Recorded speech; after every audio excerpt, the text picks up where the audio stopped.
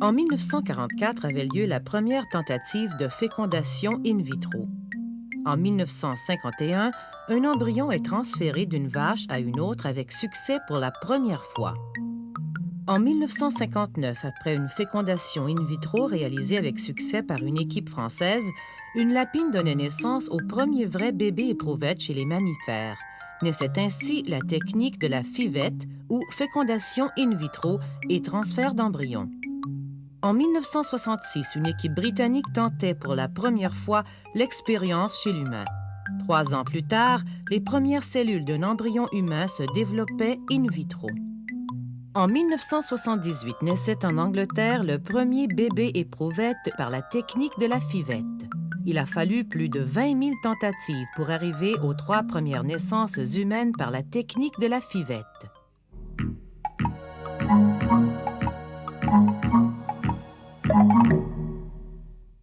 On donne d'abord à la femme des hormones qui provoquent la maturation de plusieurs ovocytes dans les ovaires. Les œufs sont ensuite aspirés à l'extérieur de l'ovaire. Quelques ovocytes sont fécondés dans un récipient de verre, d'où fécondation in vitro, par du sperme du partenaire.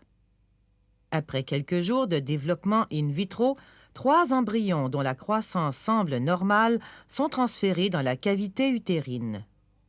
Les autres embryons sont congelés au cas où le premier essai échouerait.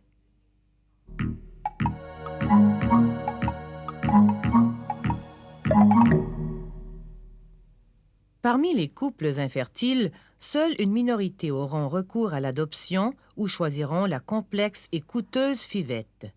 Afin d'améliorer l'efficacité de la méthode, on a rapidement eu recours à la stimulation ovarienne pour s'assurer d'avoir plusieurs ovocytes. Seul problème, comme les ovules fécondés sont plus nombreux que ceux que l'on transfère, on doit les congeler. Mais que deviennent ces embryons qui n'ont pas été transférés? Peut-on les congeler indéfiniment, les utiliser pour la recherche, ou doit-on les détruire? De plus, on augmente aujourd'hui le taux de réussite de cette méthode en transférant plusieurs embryons, ce qui mène fréquemment à des grossesses multiples.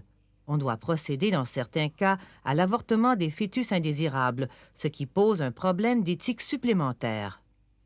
Mais elle ouvre la porte à d'éventuels abus, où seuls pourraient naître les bébés qui sont du sexe voulu et qui possèdent les traits génétiques désirés.